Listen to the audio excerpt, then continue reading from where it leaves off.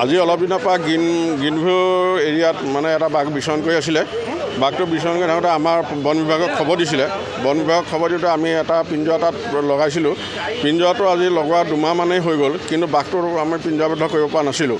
আজি বাঘটো ৰাতিপুৱা পিঞ্জৰাবদ্ধ হ'ল আৰু আমাক তেখেতসকলে খবৰ দিলে। খবৰ দিয়াৰ পিছত আমি ইয়াৰ পৰা গ'লোঁ, গৈ পেলাই বাঘটো ৰেস্কিউ কৰি তাৰপৰা আনি বন বিভাগৰ কাৰ্যালয়ত এতিয়া পাইছোঁহি।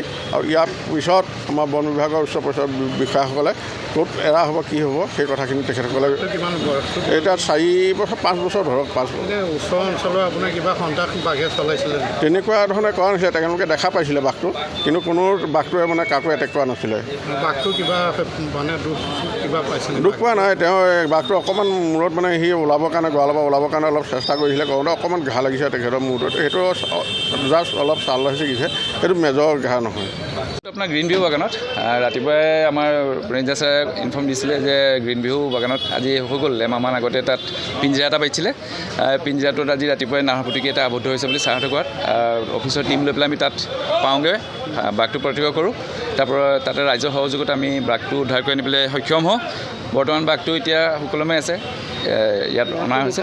বাঘটো মতা হয়, এতিয়া 4-5 বছৰ হৈছে, বহুত বয়সস্থও নহয়, 4-5 বছৰীয়া মতা বাঘ হয়। এতিয়া ক'ত এৰা কথাটো যিটো ছাৰহঁতে হায়াৰ অথৰিটিয়ে গম পাব, কাৰণ অনা হৈছে ইয়াক আৰু গোটেই ৰাতিটো আছে। যদি ক'ৰবাত কিবা অসুবিধা আছে তাক মেডিকেলটো কৰাব, চাব চাগে, তাৰপিছত তাৰ ওপৰত ডিচিশ্যন লোৱা হ'ব। ইনজিঅ'ৰ্ড মানে ধৰক যেতিয়া বাঘটো পিঞ্জৰাত সোমাই সিহঁতি এগ্ৰেছিভ হৈ থাকে, এগ্ৰেছিভ মুভমেণ্টত তাহাঁতি ইফালে সিফালে গ'লে অকণমান ৰড চডবোৰ লাগেই মূৰত। চ' সেইখিনি মেডিচিন দিয়া হয়, মেডিচিন দিয়াৰ পাছত তাহাঁতক ৰিলিজ কৰা হয়।